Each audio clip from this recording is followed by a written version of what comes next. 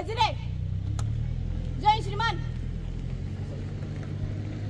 God विसर्जन. 1 2 3 1.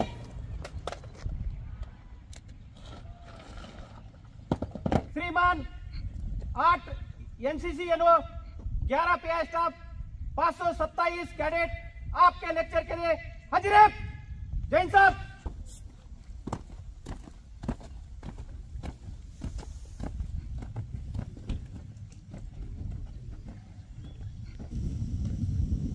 यापूर्वी सहाय्यक पोलीस अधीक्षक म्हणून शेख यांनी साताऱ्यामध्ये धडक कामगिरी केलेली आहे.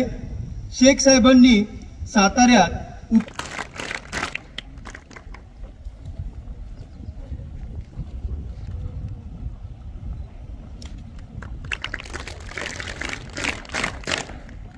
त्याचप्रमाणे या ठिकाणी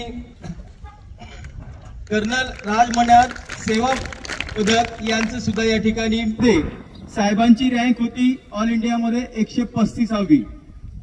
एसपी म्हणून साताऱ्यात ऑक्टोबर 2022 पासून ते कार्यरत आहेत.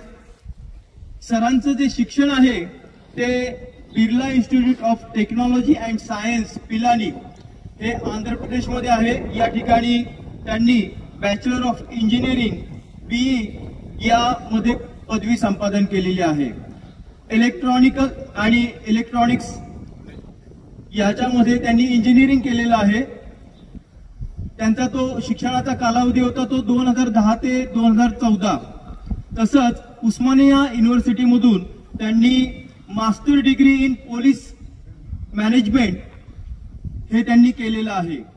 सरांचं नेचर असं आहे की दिन भी ना डुबे रात ना आए शाम कभी ना ढले असं त्यांचं व्यक्तिमत्व आहे.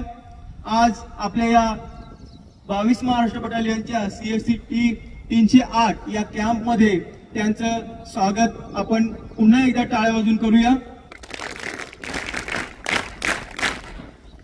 22 Maharashtra battalion commanding officer colonel Raj Manyar Sena medal यांना मी विनंती करतो त्यांचं 22 महाराष्ट्र बटालियनच्या तर्फे हार्दिक स्वागत करतो.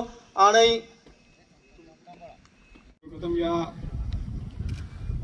महाराष्ट्र 22 बटालियन NCCच्या या कॅम्पमध्ये ज्यांनी या कॅम्प संपूर्ण आयोजित केलेला आहे असे या NCC बटालियनचे प्रमुख श्री मन्यार, त्याचबरोबर त्यांचे सहकारी श्री पिलाई, श्री तपासे, त्यांचे सर्व सहकारी अधिकारी, या ठिकाणी उपस्थित सर्व विद्यार्थी, त्यांचे पालक. काही दिवस आधी मन्नार साहेब माझ्याकडे आले होते आणि त्यांनी चर्चा करताना असा उल्लेख केला की आपण या सातारामध्ये जे मुलं आहे NCC मध्ये त्यांच्यासाठी एक विशेष कॅम्प घेतोय. त्या कॅम्पमध्ये आपण एक छोटंसं चर्चासत्र त्यांच्यासोबत ठेवूया आणि त्या सत्रामध्ये आपला जो भविष्य आहे, साताराचा जो भविष्य आहे, साताराचे सर्व छात्र आहे, सर्व विद्यार्थी आहे, त्यांच्या व्यक्तिमत्वामध्ये जे सकारात्मक गोष्टी आहेत त्याच्याबद्दल काही चर्चा करूया. त्यांच्यासोबत एक चांगल्या वातावरणामध्ये त्यांचा आतापर्यंतचा जो प्रवास आहे तेव्हा त्यांच्याशी बोलूया असा सरांचा मानस होता. त्या अनुषंगाने आज या ठिकाणी उपस्थित आहे. मन्नार सरांनी मला या ठिकाणी बोलवलं त्याबद्दल सुरुवातीलाच त्यांचा मी आभार मानतो. तुम्ही सगळे साताराच्या वेगवेगळ्या शाळेतून या ठिकाणी आलेले आहे. आज या कडक उन्हाच्या खाली तुम्ही सगळे बसून त्या कॅम्पमध्ये सहभागी झालाय. सगळ्याच्या अंगावर खाकी वर्दी आहे, डोक्यावर ग्रीन बरे कॅप आहे. दिसायला अगदी कुठल्याही युनिफॉर्म युनिटला शोभेल असं चित्र माझ्या समोर आहे. आता चर्चा करताना मी मन्नार साहेबांना विचारलं की ह्या ग्रुपचा एज कॉम्पोजिशन काय आहे, कुठून आलेले आहे. सरांनी सांगितलं की सगळे साधारण 8वी 9वीतले मुलं आहे. म्हणजे तुम्ही आता तुमचा बालपण सोडून नुकतंच तुम्ही तुमच्या प्रमुख आयुष्याकडे वळताय, असा प्रकारचा तुमचा सगळ्यांचा ह्यावेळीच वय आहे. ह्या वयात ऑब्झॉर्ब करण्याची जी क्षमता आहे ते सगळ्यात जास्त असते. आपण चांगल्या गोष्टी पण ऑब्झॉर्ब करू शकतो, वाईट गोष्टी देखील आपण ऑब्झॉर्ब करू शकतो आणि त्याचा अनुसरण केल्यानंतर त्याचा अनुकरण देखील आपण ह्या वयात खूप लवकर करू शकतो. तुमच्यासोबत चर्चा करताना किंवा बोलताना फक्त काही छोटे मोठे गोष्टी जे मला वाटते आजच्या आधुनिक जगात प्रत्येक विद्यार्थी सोबत बोललं पाहिजे. तुम्ही सगळ्यांनी सुरुवातीपासून जन्माला आल्यापासून सगळ्यांनी इंटरनेट बघितलेलं आहे. सगळ्यांनी आधुनिक सर्व प्रकारचे तंत्रज्ञान तुम्ही सगळ्यांनी बघितलेलं आहे. त्यामुळे तुम्हाला माहिती आहे की सोशल मीडिया काय आहे, तुम्हाला माहिती आहे की गुगल काय आहे, तुम्हाला त्याच्या पलीकडे जाऊन आता आर्टिफिशियल इंटेलिजन्स देखील माहिती आहे. आणि तुमच्याच आयुष्यात एक 13, 14, 15 वर्षाच्या आयुष्यातच भरपूर तंत्रज्ञानामध्ये बदल आलेला आहे. अजून काही वर्षात अजून लवकर आणि जलद गतीने याच्यामध्ये बदल येणार आहे. त्यामुळे पुढे जाताना तुम्हाला एक बदलत्या जगासोबत लढा द्यायचा आहे आणि जिंकायचं आहे. काही गोष्टी वाचता वाचता, काही गोष्टी अनुभवमधनं मला असं वाटतं की आज तुमच्या सगळ्यांच्या सोबत शेअर केलं पाहिजे. मित्रांनो, तुम्ही ज्या जगात सध्या आहे त्या जगात सगळे कनेक्टेड आहे. प्रत्येक व्यक्ती याचं स्वतःचं अस्तित्व व्हर्च्युअल पद्धतीने का होईना, परंतु प्रत्येक व्यक्ती हा एकमेकांशी आता कनेक्टेड आहे. त्याला एकमेकांची नाळ त्याची जोडलेली आहे. पण त्याचा परिणाम असा होतो की प्रत्येक व्यक्ती जेव्हा इंटरनेटवर असतो आणि प्रत्येक व्यक्ती जेव्हा कनेक्टेड असतो त्यावेळी आपली स्वतःचा आपला जो अस्तित्व आहे तो काय आहे याचा शोध अजून जड होतो. तर याच्यामध्ये एक खूप चांगलं एक भारतमध्ये त्यांनी अनुसंधान केंद्रामध्ये त्यांनी प्रशिक्षण घेतलं, अभियंता झाले, बाहेर जाऊन खूप चांगलं त्यांनी काम केलं. असे माझे एक खूप प्रिय असे एक लेखक म्हणा किंवा टेक्नोक्रॅट म्हणा आहे नवल रविकांत. त्यांचे एक पुस्तक आहे. मला या ठिकाणी आवर्जून वाटते की प्रत्येक मुलांनी प्रत्येक मुलींनी तो पुस्तक वाचलं पाहिजे. कारण या बदलत्या जगात तुम्हाला सगळ्यांना शाळेत जे शिक्षण मिळणार आहे किंवा वेगवेगळ्या माध्यमातून जो तुम्हाला प्रशिक्षण मिळणार आहे तो प्रत्येक वेळी तुम्हाला पुरेसा वाटेल असं होणार नाही. तर पुढे जाताना त्या पुस्तकामध्ये मिस्टर रविकांत ते सांगतात की आपल्या समोर ह्या बदलत्या जगात जो पहिला काम आपल्याला जगात आपला आहे तो आहे स्वतःला शोधणं. तुम्ही सगळ्यांमध्ये काहीतरी वेगळं आहे. काही मुलं गणितमध्ये चांगले आहे, काही विज्ञानमध्ये चांगले आहे, काहींना कुठली गोष्टी सांगितली की लगेच त्यांच्या डोक्यात ती गोष्टी फिट होऊन जाते. काही मुलं आहेत ते स्पोर्ट्समध्ये खूप चांगले आहे, काहींची दृष्टी खूप चांगली आहे, काहींना एखाद्या गोष्टीला च्या बाबतीत बोलायला सांगितलं तर खूप सहजपणे बोलतात. अशी वेगवेगळ्या प्रकारचे गुण आणि वेगवेगळ्या प्रकारचे टॅलेंट्स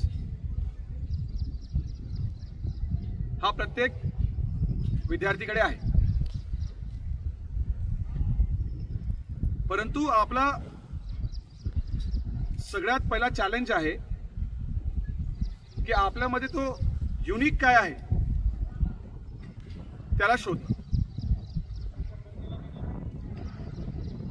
तुमच्या सगळ्यांमध्ये काय ना काहीतरी वेगळं आहे आणि जर तुम्ही त्या वेगळ्या गोष्टीला शोधू शकला तर तुमच्या पुढची जी वाट आहे ती सोपी होईल. त्यामुळे प्रत्येक मुलाला किंवा प्रत्येक मुलीला मी तुम्ही आर्मी जॉईन करा किंवा तुम्ही IPS जॉईन करा किंवा तुम्ही अभियंता व्हा किंवा तुम्ही डॉक्टर व्हा असं मी म्हणणारच नाही. मी तुम्हाला सहजपणे एकच चॅलेंज तुमच्या समोर मी ठेवणार आहे आणि तो आहे की तुम्ही स्वतःला शोधा. तुमच्यापैकी किती अशी मुलं आहे ज्यांना खायला आवडतं? हात वर करता का? खायला आवडतं, खायला आवडतं.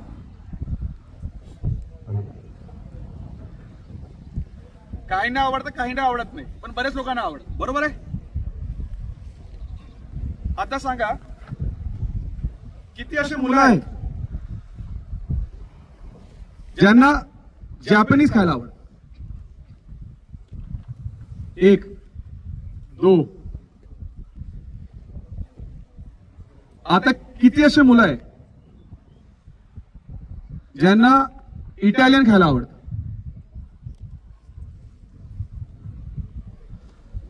आहे का? 1 आहे, तिकडे आहे. आता किती असे मुलं आहे ज्यांना स्वयंपाक करायला येतं?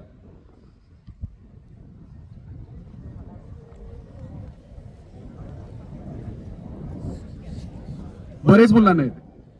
मॅगी म्हणत नाही मी. ठीक. आता किती असे मुलं आहे ज्यांना पंजाबी जेवण तयार करायला येतं? पंजाबी स्वयंपाक आहे. खायला नाही, बनवायला येतं त्याला. आता बघा, आपण सुरुवात केली किती लोकांना खायला आवडतं पासून आणि आपण त्याला हळूहळू हळूहळू आपण त्याला कट करत गेलो किंवा आपला फिल्टर जो आहे तो आपण छोटा करत गेलो. किती लोकांना खायला आवडतं? तर जवळपास सगळ्यांना आवडतं. किती लोकांना स्वयंपाक करायला येतं? जवळपास सगळ्यांना थोडाफार येतं. कोणाला चहा करायला येतं, कोणाला ऑमलेट करायला तरी येतं. त्यात जर विचारलं की किती लोकांना इटालियन खायला आवडतं तर 1. किती लोकांना जॅपनीज खायला आवडतं तर 2. किती लोकांना पंजाबी जेवण करायला येतं तर 1. आता ह्या ज्या गोष्टी आहेत ते तुमच्या बाबतीत युनिक आहे. ह्या ज्या गोष्टी आहे हा प्रत्येक व्यक्तीच्या बाबतीत ज्यावेळेस तुम्ही निसर्गात तुम्ही जन्माला आलाय तर तुमच्या बाबतीत त्या युनिक गोष्टी तुमच्या व्यक्तिमत्वामध्ये आहे. हा जो मुलगा जो पंजाबी जेवण तयार करतो आहे का? करतो. अजून काय तुम्हाला वाचन करायला आवडतं का? तुम्हाला अजून काय छंद आहे? टेबल टेनिस खेळतो. अजून काय बघायला आवडतं किंवा फ्रेंड सोबत बोलायला आवडतं की लोकांच्या समोर बोलायला आवडतं? असं काय आहे का? दुसरं काय? असं सहज बोलू नका. असेल तर सांगा. चला ठीक आहे, बसा. त्याला पंजाबी जेवण करायला येतं आणि टेबल टेनिस खेळायला येतं. आता पंजाबी खेळणारा टेबल टेनिस प्लेअर कदाचित अख्ख्या तालुक्यात तरी एकच असेल. बरोबर आहे ना? आता तर जर ह्या पोरांनी, काय नाव आहे तुमचं? आशिष. ठीक आहे, बसा. तर आशिषने त्याच्याकडे असलेला जे 2 त्याचे छंद आहे किंवा टॅलेंट आहे, त्याला पंजाबी जेवण करता येतं आणि त्याला टेबल टेनिस खेळता येतं. जर त्या 2 गोष्टी त्यांनी कंबाईन केला तर आशिष सारखा युनिक प्रोडक्ट कदाचित अख्ख्या जिल्ह्यात कोणीच नसेल. आणि जर या युनिक प्रोडक्टला, युनिक म्हणजे एकमेव, जर या युनिक प्रोडक्टला आशिषने जर मार्केट केला किंवा त्याच्यामध्ये अजून त्यांनी सहज त्याच्यामध्ये अजून चांगल्या गोष्टी त्यांनी शिकल्या, अजून त्याला इम्प्रूव्ह केला, तर आशिष सारखा युनिक व्यक्ती कोणीच नसणार. आणि जर त्याच्यामध्येच त्यांनी पुढे जाऊन करिअर केला किंवा त्याच्यामध्येच पुढे जाऊन त्यांनी स्वतःचा विकास केला, तर त्याला टक्कर देणारा कोणीच नाही. तुम्हाला आर्किटेक्ट हजारो लाखो भेटतील, तुम्हाला इंजिनियर हजारो लाखो भेटतील, तुम्हाला डॉक्टर हजारो लाखो भेटतील, परंतु गुजराती गाणे म्हणणारा, पंजाबी जेवण तयार करणारा, टेबल टेनिस खेळणारा युनिक व्यक्ती कदाचित एकच असणार आहे अख्ख्या राज्यात. माझं हे सगळं सांगण्याचं तात्पर्य काय आहे की मित्रांनो, तुमच्यामध्ये एक युनिक काय आहे त्या गोष्टीला तुम्ही सगळ्यांनी आतापासून, कारण तुम्ही ज्या वयात आता आहे त्या वयात तुम्ही कुठल्याही गोष्टी शिकू शकता, परंतु काही गोष्टी तुमच्यामध्ये सुरुवातीपासून, त्याला इंग्रजीत इनेट टॅलेंट म्हणतात, म्हणजे तुमच्या आधीपासून, तुम्ही ज्यावेळी जन्माला आला तेव्हापासून त्याचे वेगवेगळे कारण आहे, जेनेटिक काय कारण आहे, नैसर्गिक काय कारण आहे, त्या कारणामुळे तो टॅलेंट किंवा तो ट्रेट तुमच्यामध्ये आधीपासून आहे. आणि जर तुम्ही त्या गोष्टीला तुम्ही वाव दिला, त्या गोष्टीला तुम्ही आणखीन भर दिला, तर तुमच्यामध्ये खरं एक युनिकनेस येईल आणि तुम्हाला पुढे करिअर करताना त्या गोष्टीचा नक्कीच फायदा होईल. तर माझी पहिली अपेक्षा ही आहे की तुम्ही सगळे आतापासूनच स्वतःला शोधण्यामध्ये तुम्ही जास्त वेळ देणार. आणि स्वतःला शोधल्यानंतर मग काय करायचं हा प्रश्न सगळ्यांच्या समोर येतो. तर ह्याचा नंतर जो प्रवास आहे, पहिले स्वतःला शोधणं आणि त्याच्यानंतरचा जो प्रवास आहे, हाच प्रवास आपल्याला शेवटी यशकडे घेऊन जातो. जो दुसरा काम आहे त्याला बँकिंग मध्ये कंपाऊंड इंटरेस्ट म्हणतात. तुम्हाला बरेच इन्व्हेस्टर किंवा बरेच बँकिंग सेक्टरमध्ये जे काम करतात ते ह्या गोष्टीचा नेहमी ते उल्लेख करतात. सगळ्यांना इकडे स्टोरीज आवडतात का? सगळ्यांना? एक स्टोरी अशी होती की बरेच वर्ष आधी एक राजा होता. प्रत्येक स्टोरीमध्ये राजा तर असतोच, बरोबर आहे ना? तो बरेच वर्ष आधी एक राजा होता. त्या राजाला खूप अहंकार होता की त्याच्यासारखा श्रीमंत, मोठा, ताकदवर राजा अख्ख्या जगात कोणीच नाही. त्यावेळेस मोबाईल टेक्नॉलॉजी नव्हती, कदाचित त्याला माहितच नसेल की आपल्या राज्याच्या बाहेर अजून राज्य आहे, परंतु त्याला अहंकार होता की तो खूप मोठा राजा आहे आणि खूप ताकदवर राजा आहे. त्यांनी अख्ख्या राज्यात त्यांनी अशा प्रकारची त्यांनी प्रसिद्धी केली की मी खूप मोठा राजा आहे आणि माझ्यापेक्षा कोणी श्रीमंत नाहीये.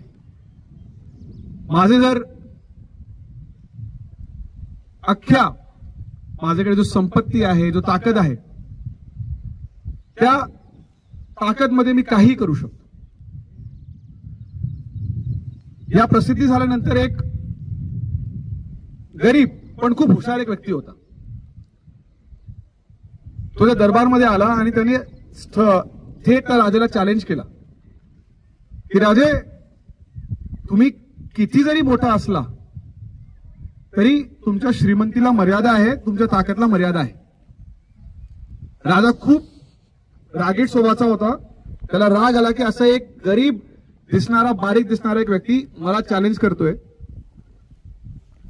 त्याने त्याला चॅलेंज दिला की तू माझ्या संपत्तीचा किंवा माझ्या ताकदचा तू अंत दाखवून दे, तुला मी माझी सगळी संपत्ती, माझं सगळं राजपाट तुला देऊन टाकेन. त्या बारीक परंतु हुशार व्यक्तीने, तुम्ही सगळ्यांनी शतरंज खेळलेला बरोबर आहे, चेस, एक चेस बोर्ड आणून दिला त्या राजाला आणि त्या राजाला सांगितलं की त्या शतरंजमध्ये प्रत्येक जो कप्पा आहे त्या कप्प्यावर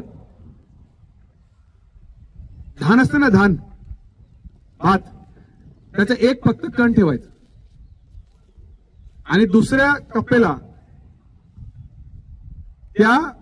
त्यामध्ये जेवढे आहेत त्याच्यापेक्षा त्याला गणितमध्ये स्क्वेअर म्हणतात, म्हणजे त्या अंकाशी गुणा करायचं, तेवढे धान ठेवायचे. तर पहिल्यामध्ये किती धान ठेवायचं आहे तुम्ही सांगा?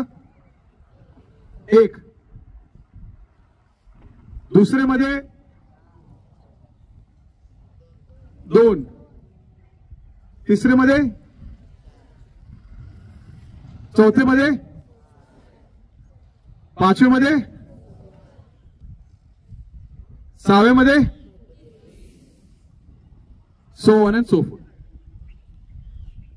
जर असं करत गेला तर तुमच्या लक्षात येईल की काही कप्पे संपल्यानंतर तुमचा अख्खा गोडाऊन त्या कप्प्यावर येऊ शकतो. त्या राजाने हार मानली आणि हार मानल्यानंतर त्याला शेवटी सगळा राजपाट त्या हुशार परंतु बारीक व्यक्तीला द्यावा लागला. त्याला गणित आणि बँकिंग मध्ये कंपाऊंडिंग म्हणतात. हा जो उदाहरण आहे का दिलं मी, तर जसा आपल्या मित्रांनी सांगितलं की त्याच्याकडे एक काही इनेट छंद आहे किंवा इनेट काही टॅलेंट आहे, तर त्या नैसर्गिक गुणांना जर तुम्ही कंपाऊंड करत राहिला म्हणजे त्याला वारंवार त्याच्यामध्ये वाढ करत राहिला, तर एक वेळ अशी येते की कदाचित अख्ख्या जगात तुमच्याकडे असलेला ज्ञान त्याच्यापेक्षा जास्त ज्ञान किंवा जास्त त्या विषयावर कमांड कोणालाच नसणार. सचिन तेंडुलकरला सचिन तेंडुलकर होण्यासाठी प्रत्येक दिवशी कष्ट करावा लागला. एक सुरुवातीला पहिल्या दिवशी 6 तास प्रॅक्टिस केली, दुसऱ्या दिवशी 6 तास प्रॅक्टिस केली, तिसऱ्या दिवशी 8 तास प्रॅक्टिस केली, मग 12 तास प्रॅक्टिस केली, मग करत राहिला.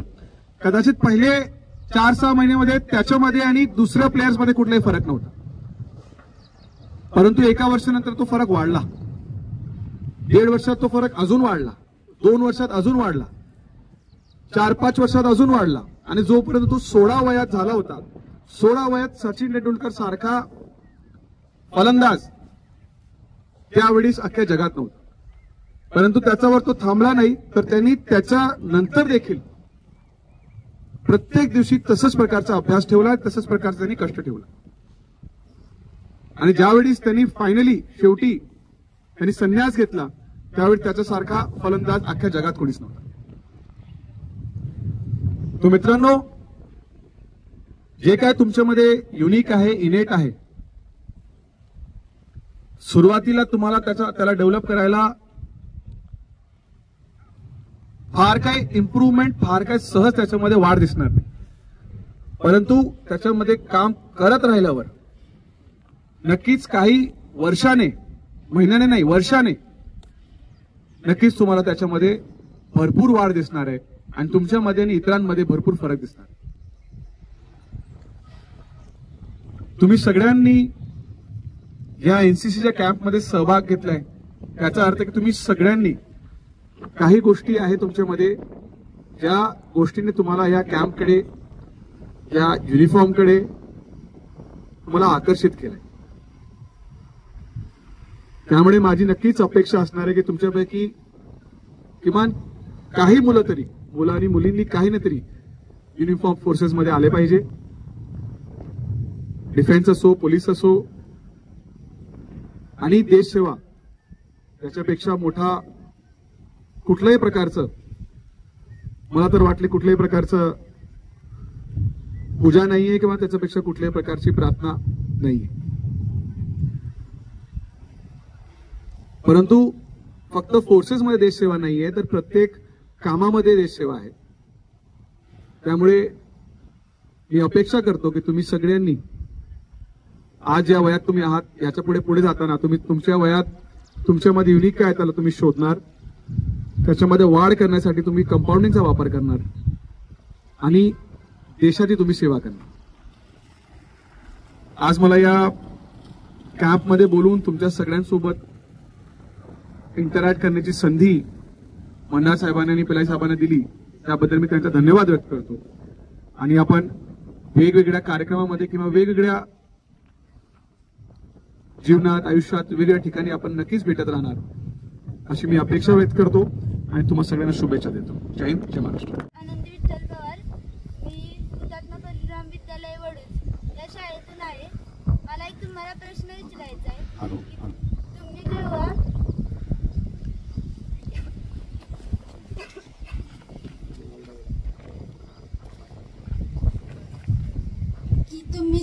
गडचिरोलीमध्ये होता तेव्हा तुम्हाला एखादा अनुभव आला असेल तर तुम्ही तो आमच्याशी शेअर करा. गडचिरोलीच्या बाबतीत सांगतो. गडचिरोली हा आपल्या महाराष्ट्राच्या पूर्व भागातला सगळ्यात शेवटचा जिल्हा आहे. त्याच्या बाजूला छत्तीसगड राज्य आहे, दक्षिणेला तेलंगणा राज्य आहे.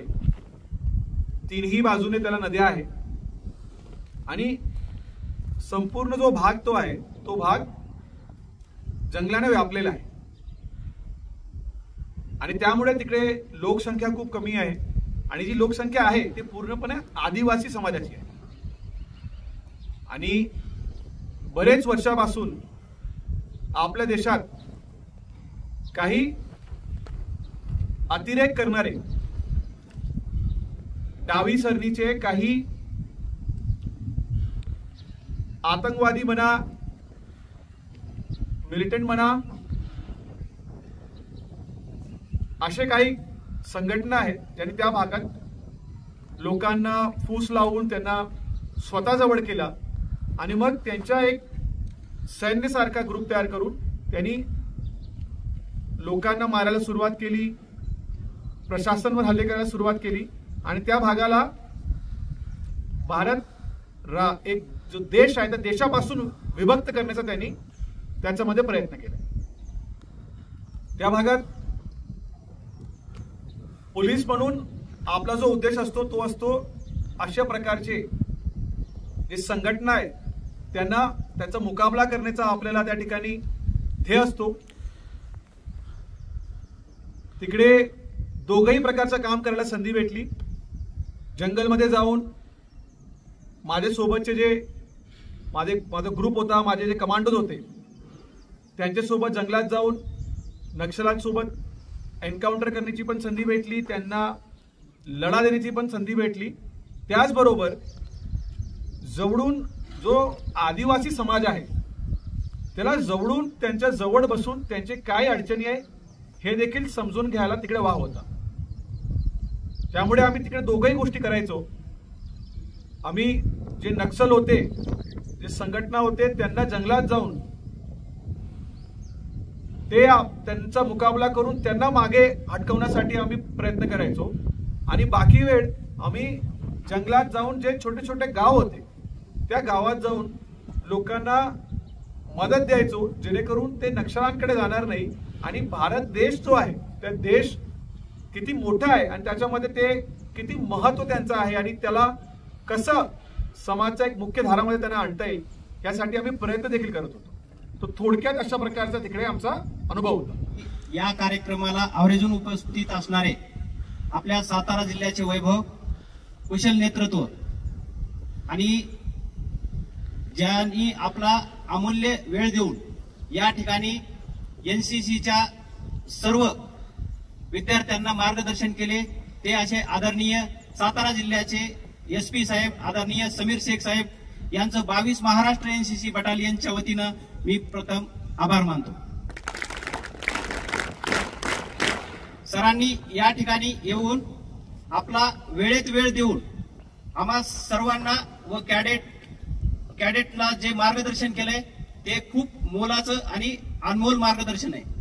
ज्या पद्धतीने साहेबांनी आपल्या व्यक्तिगत जीवनाचे उदाहरण गडचिरोलीत ज्या पद्धतीने त्यांनी कर्तव्य निभावले त्याविषयी त्यांनी जे मार्गदर्शन केलंय आणि एक विद्यार्थ्यांनी काय करायला पाहिजे आणि आपले स्वप्न उराशी बाळगून आपली उंच भरारी कशा पद्धतीने घ्यायची ते त्यांच्या व्यक्तिगत जीवनातून त्यांनी आपल्याला सर्वांना मार्गदर्शन केलंय आणि ते खरंच मोलाचं मार्गदर्शन आहे.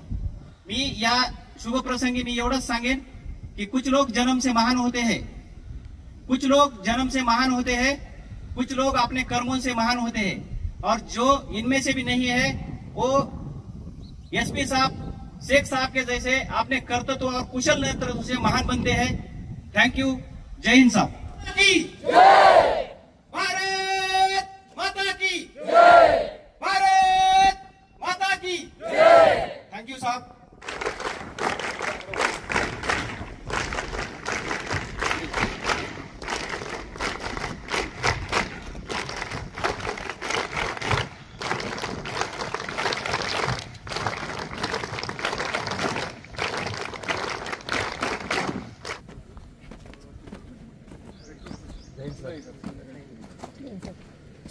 सर, जो इथे प्रोग्राम होतोय NCC कॅन्डिडेटचा त्याच्याबद्दल सांगाल, आणि आज जे SP समीर शेख आले होते त्यांनी मार्गदर्शन केलं त्याच्याबद्दल थोडंसं सांगा, काय नेमकं? मी colonel M.A. Rajbhanar, 22 Maharashtra battalion साताराचा कमांडिंग ऑफिसर आहे.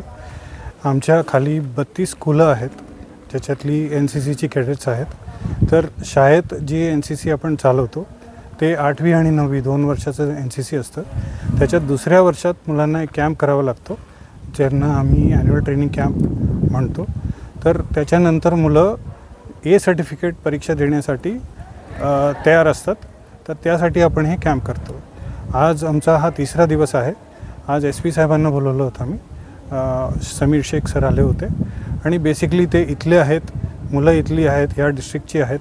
तर एम हा होता की जेव्हा इथला माणूस येऊन मुलांशी बोलतो आणि मोटिवेशन करतो तर मुलांना एक वेगळंच मार्गदर्शन मिळतं. तर त्यासाठी आम्ही सरांना बोलवलं होतं. आणि पुढच्या 7-8 दिवसात आम्ही मुलांना जे ट्रेनिंग देतो त्याबद्दल थोडं सांगतो मी. ॲन्युअल ट्रेनिंग कॅम्प म्हणजे ओव्हरऑल 1 वर्ष त्यांनी ट्रेनिंग केलं, तर बाकी त्याच्यानंतर पुढं काय करायचं आणि कसं करायचं ते आम्ही यांना सांगतो इथं. तर बेसिक मिलिटरी ट्रेनिंगमध्ये map reading, field craft, battle craft, weapon training आणि फायरिंग हे सगळं आम्ही मुलांकडनं करून घेतो. त्याच्याऐवजी लिडरशिपचे क्वालिटीज, गेस्ट लेक्चर आता जसं SP आले होते, आणि वुमेन हेल्थ अँड हायजीन, हे सगळं आम्ही मुलांना बेसिकली एक ओरिएंटेशन देतो की आयुष्यात आपण काय काय करू शकतो. जसं आता आम्ही सरांना दाखवलं होतं, कॅडेट अपॉइंटमेंट्स ठेवलेत या कॅम्पमध्ये. तर बेसिकली कॅडेट्सला रिस्पॉन्सिबिलिटी कसं घ्यायचं, काय करायचं, असं जसं एक कॅडेट आमचा कॅम्प सिनियर आहे, तर 500 मुलं आहेत, त्यांना कसं कंट्रोल करायचं, सकाळी PT रात्री झोपेपर्यंत काय काय ॲक्टिव्हिटीज होणार, कसे होणार, त्यांना कुठल्या ड्रेसमध्ये बोलवायचं, हे सगळं कोऑर्डिनेशन आम्ही त्यांना शिकवतो. क्वार्टर मास्टर आहे, तर मार्केटमध्ये जाऊन भाजी घेऊन यायचं किंवा ड्राय व्हरायटी घेऊन यायचं, लोकांशी बोलायचं, त्याच्यानंतर फूड टेस्टिंग करायचं, अकॉमोडेशन ठीक आहे का नाही, बाथरूम वगैरे मुलांसाठी व्यवस्थित आहे का नाही, त्याची स्वच्छता आहे का नाही, हे सगळं आम्ही मुलांकडनं करून घेतो. तर मुलांमध्ये एक sense of responsibility, sense of leadership. आता जे जेवण वाचलं आहे ते समोर एक वृद्धाश्रम आहे, तर कॅडेट्सला घेऊन आम्ही तिकडे जातो. ते जे वाचलेलं जेवण आहे ते वेस्ट नाही करायचं, ते आपण त्यांना सपोर्ट करू शकतो. सोसायटीला कसं सपोर्ट करू शकतो बेसिकली, कारण हे अख्ख्या साताऱ्यातले वेगळ्या शाळेतली मुलं आलेत. तर जेव्हा ही परत जाणार आपल्या शाळेत, आपल्या सोसायटीमध्ये वातावरण चांगलं करायचं, बेसिकली हे सगळं आमचा हेतू आहे या 10 दिवसाच्या कॅम्पचं.